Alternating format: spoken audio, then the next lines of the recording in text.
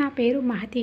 ప్రతి ఆడపిల్లకు ఏదో ఒక రోజు ఇలాంటి సంఘటన ఎదుర్కోవాల్సి వస్తుందేమో కదా! అసలు ఈరోజు ఏంటంటే, కళ్యాణం వచ్చినా, కక్కు వచ్చినా ఆగదు అంటారు కదా! అలాగే నా కళ్యాణం కూడా. డిగ్రీ ఫైనల్ ఇయర్ అవ్వగానే మంచి సంబంధం వచ్చిందని దగ్గరలో ఉన్న ముహూర్తం ఘనంగా పెళ్లి చేశారు. తొలిరై ఏర్పాట్లు కూడా జరుగుతున్నాయి. నా భయం వాళ్ళకు తెలియటం లేదు. ఇప్పటి వరకు కనీసం ఒక్కసారి కూడా మనసు విప్పి మాట్లాడిందే లేదు. అలాంటిది నేరుగా శోభనపు గదికి పంపించేస్తున్నారు. ఏంటో నాకేమీ అర్థం కావటం లేదు. శరీరం చిన్నగా కంపిస్తూనే ఉంది. మా మేనత్త నన్ను దగ్గరుండి రెడీ చేస్తూ ఉంటే చుట్టుపక్కల ఉన్న అమ్మలక్కలు మాటలతో మరింత భయం నాలో మొదలైంది. తాంబూలాలు కూడా అందరికీ ఇప్పించిన తర్వాత స్నేహితులను అందరినీ బయటికి పంపించి, మా అమ్మ నాతో గదిలో అబ్బాయి చెప్పినట్టు నడుచుకో, ఏం చేసినా కోపం తెచ్చుకోకు, పడక గదిలో మొగుడు నచ్చినట్టు ఉండాలి, ఏం చేసినా బయట పెట్టి పరువు తీయకు, ఓర్పుగా ఉండాలి. శోభనపు గదికి పంపించే ముందు తల్లి మెల్లగా బోధిస్తూ ఉంటే సిగ్గుతో తలవంచుకున్నాను నేను. అతని ఒంటి మీద ఏం చేసినా అరవకుండా అతనికి అనుగుణంగా నడుచుకో, అమ్మ వంక కోపంగా చూశాను. సిగ్గులేదు అని అన్నాను. ఈ మాట 3 రాత్రులు గడిపాక అను అని సమీపంలో ఉన్న ఆడవాళ్ళు అన్నారు. కిలుక్కున నవ్వుకున్నారు. బయట వాళ్ళు ఉన్నారని, మాట్లాడిందంతా విన్నారని సిగ్గుపడిపోయాను. అమ్మ వంక ఉరిమి చూశాను. వివాహం జరిగిన 3 రోజులు అయ్యింది. ఆ రోజు శోభనము కార్యక్రమం. మెదడులో ఆలోచనలు అస్సలు కుదురుగా ఉండనివ్వటం లేదు. ఇద్దరు అపరిచితుల వ్యక్తులు 10 నిమిషాలు పరిచయం కూడా జీవితాలను పంచుకోవడం, ఆమె అతనికి అర్పించుకోవడం అంతా కొత్తగా, అస్సలు నచ్చటం లేదు. ముక్కు మొహం ఎరిగిన వ్యక్తి శరీరం పైన, మనసు పైన ఆధిపత్యాన్ని అందించడం, ఆ ఆలోచనే ఇబ్బందిగా అనిపించింది. తన మనసుకు నచ్చిన వ్యక్తితో స్నేహం చేసి అతనితో జీవితాన్ని పంచుకోవాలని అనుకునేది. పెద్దలు కుదిర్చిన సంబంధానికి తాను వ్యతిరేక మాత్రం కాదు. పెళ్లికి ముందు కాబోయే వరుడు మనస్తత్వాన్ని అర్థం చేసుకుని తర్వాత మనసులు కలిసి ఒకట కావాలని ఎన్నెన్నో కలలు కన్నింది. కానీ జరిగిందేమిటి? రాత్రి జరగబోయే కార్యాన్ని తలుచుకుంటేనే చాలా నెర్వస్గా ఫీలింగ్ అసలు అవుతుంది.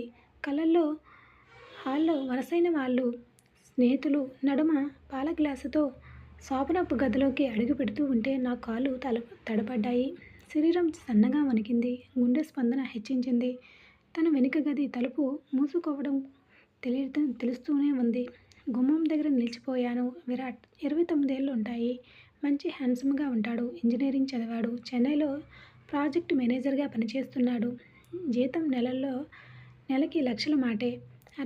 అర్ధాంగి రాక కోసం ఎదురు చూస్తూ ఏదో మ్యూజిక్ వేస్తూ ఉన్నాడు. బాబోయ్! గదిలోకి ప్రవేశించిన మహతిని చూసి చిరు మందహాసంతో చూస్తున్నాడు. మహతి 21 ఏళ్ళు అయిపోయింది. పొడుగు మెరుపు తీగలాగా సన్నంగా ఉంటుంది. ఆల్చిప్పల్లాంటి ఊసులు చెప్పే కనులు, ఊరించే పెదాలు, చీర కట్టిన బార్బీ డాల్లా ఉంటుంది. డిగ్రీ ఫైనల్ ఇయర్ ఎగ్జామ్స్ కూడా రాసింది. ఆమె కొన్నాళ్ళు ఉద్యోగం చేయాలని అనుకుంది. తర్వాత ప్రేమ పెళ్లి లేదా నచ్చిన వారిని ప్రేమించి పెళ్లాడాలని అనుకుంది. కానీ కళ్యాణం వచ్చినా కక్కొచ్చినా ఆగమని అంటారు కదా పెద్దలు. మంచి సంబంధం ఉందని చెప్పి కూతురు పరీక్షలు కాగానే ఆమె వివాహం జరిపించేశాడు తండ్రి. ఎంత చదివినా ఈ దేశంలో సగటు ఆడపిల్లలను తాను కన్నవారి మాటలకు ఎదురు చెప్పలేదు. చూపులు మహతి రూపానికి అతుక్కుపోయాయి. రెప్ప వేయకుండా ఆమెనే చూస్తుండిపోయాడు విరాట్. సౌందర్యం నా సొంతమన్న భావన, వీచిక ఒకటే సున్నితంగా మదిని తాకడంతో ముల్లోకాలను జయించినంత సంతోషము, సంబరము కలిగాయి అతనికి. అతను సమీపిస్తూ ఉంటే ఆమె గుండెల్లో అలజడి అధికమయ్యింది. ఆమెను మెల్లగా నడిపించాడు. అతను తను కూర్చోబెట్టుకుని మెత్తగా చేయి పట్టుకోగా గుండె జల్లుమంది.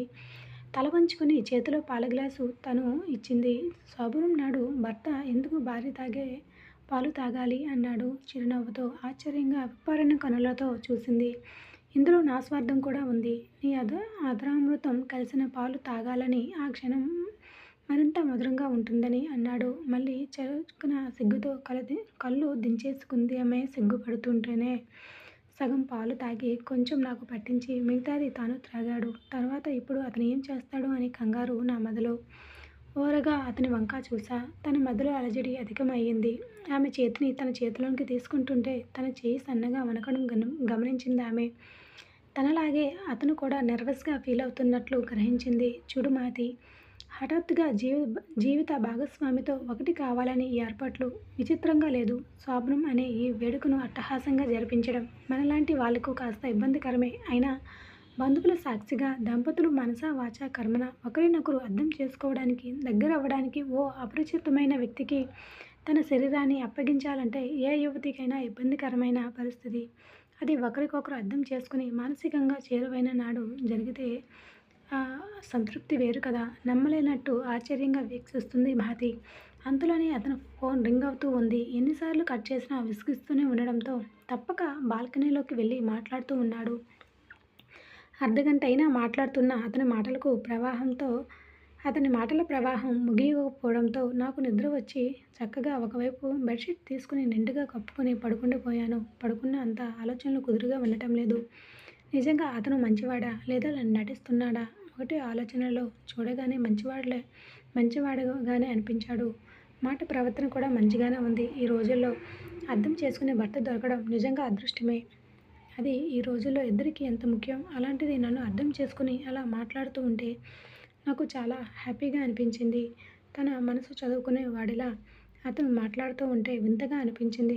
భార్య గదిలోకి అడుగు పెట్టగానే ఆత్రంగా కౌగిలిలో బిగించి తన ఇష్టంతో పని లేకుండా ముందుకు వెళ్ళే భర్తలు చాలా వరకు స్నేహితుల విషయంలో జరిగింది. కొంపతీసి ఎక్కడ అవుతుందా అని ఆతృతతో ఎదురు చూసే మగాళ్ళ గురించి, భార్య గదిలోకి రాగానే వాటేసుకుని తనకు కావాల్సిందే అన్నట్టు ప్రవర్తించే వారి గురించి ఆలకించింది తాను. కానీ వధువు మనసు గ్రహించి అందాలను తన సొంతమని తెలిసిన కోరికలు కళ్ళాలను వేసి సున్నితంగా వ్యవహరించే వ్యక్తి నేనిప్పుడు చూస్తుంది. అతనిపై గౌరవం పెరగడమే కాదు, ఆరాధన కూడా కలిగింది. ఫోన్ మాట్లాడి వచ్చిన విరాట్ పడుకుని ఉన్న మహతిను చూసి చిన్నగా నవ్వుకొని తన నుదుటిన పెదవులు అద్ది మాట్లాడుతూ, నీ స్నేహితులు కళ్యాణి నా స్నేహితుడి భార్య. ఆమె ద్వారా నీ మనోభావాలు తెలుసుకునే అవకాశం లభించింది నాకు అన్నాడు. మనం మానసికంగా సిద్ధమైనప్పుడే మన తొలి రాత్రి. అంతవరకు ఒకటైన మనం పడకలు మాత్రం వేరవుతాయి. విరాట్ మాటలు మహతి వింటుంది. కానీ కళ్ళు తెరవదు. అటువైపు విరాట్ వెళ్ళి నిన్ను పట్టుకుని పడుకోవాలని ఉంది, ఏమీ అనుకోకు ప్లీజ్ అన్నట్టు రిక్వెస్ట్ చేసి తనని దగ్గరికి అదుముకుని కళ్ళు మూసుకుంటాడు. ఏవేవో ఆలోచనలు ఉక్కిరిబిక్కిరి చేస్తున్నా అన్నిటికీ కళ్ళెం వేసి హాయిగా ఊహల్లో నిద్రిస్తాడు. అతన్ని చూసి చాలా జాలి వేసింది. అతని వంక కన్నులు విడిచిన మెరుపులు చూస్తూ నా ఆలోచనలోనే సవ్యమైనదని అనిపిస్తుంది. కలయికకు మనము మనస్ఫూర్తిగా సిద్ధపడిన రోజే మన ఫస్ట్ నైట్. అంతవరకు ఈ దూరం సరిపెట్టుకోక తప్పదు. ఈ విషయం మన మధ్యలోనే ఉంటుంది. మళ్ళీ మహతి అత్తగారి ఉమ్మడి కుటుంబం. అత్తమామలు, బావగారు, తోటి కోడలు, వాళ్ళకి 2 పిల్లలు ఉంటారు. అపురూపంగా ఆప్యాయంగా చూసుకోవడం మహతికు ఆనందం కలిగించింది. అయితే ఉమ్మడి కుటుంబంలో కొత్తగా పెళ్ళైన దంపతులకు ప్రైవసీ కరువవుతుంది. కుటుంబ సభ్యులు ఇల్లంతా తిరుగుతూ ఉంటే కొత్త దంపతులు ఒకరికొకరు దొంగతనంగా చూసి సరిపెట్టుకోవాలి తప్ప అంతకు మించి ముందుకు సాగలేరు. ఎవరైతే చూస్తారేమో అని సిగ్గు బిడియం ఉంటుంది. కొత్త కుండలోని నీటిలాగే కొత్త పిల్లం కూడా తీయనిది. అందరూ అందమైన భార్య ఆడుతుంటే మనసు వశం తప్పక పోతుందా?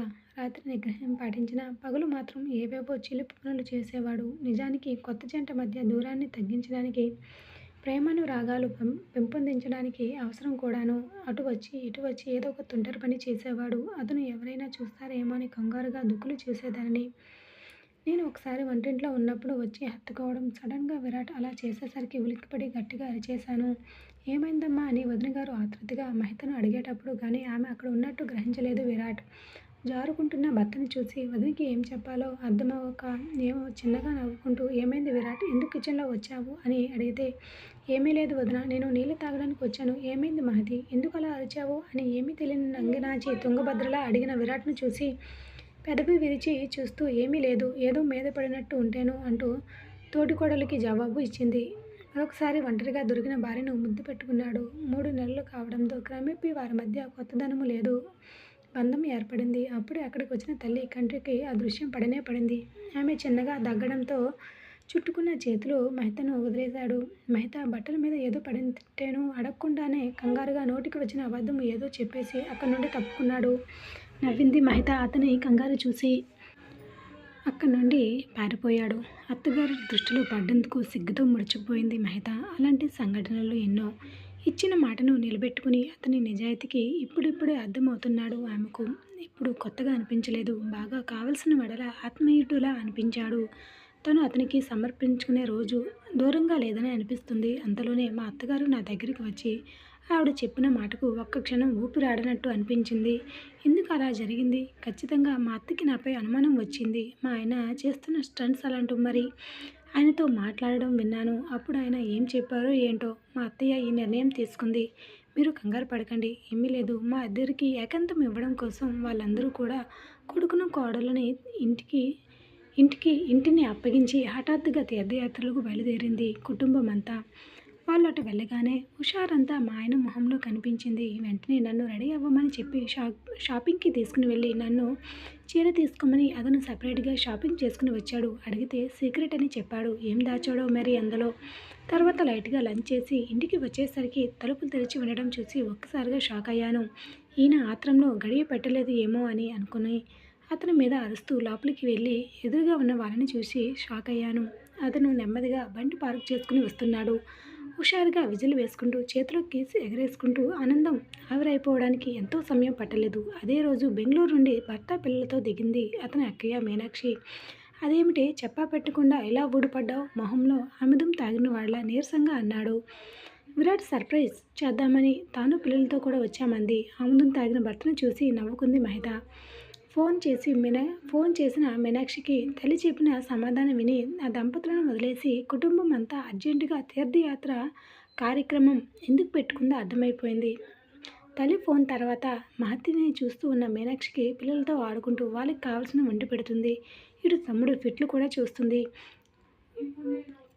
మీనాక్షికి ఏదో అర్థమైన దానిలా తన భర్త దగ్గరికి వెళ్ళి విషయం చెప్పడంతో తను స్మైల్ ఇచ్చి వెంటనే మొబైల్లో ఏదో చెక్ చేస్తూ ఉన్నాడు. వాళ్ళు తీర్థయాత్రలకు చేయడం కాదు, వీళ్ళిద్దరిని హనీమూన్ ఫ్లైట్ ఎక్కించాల్సింది.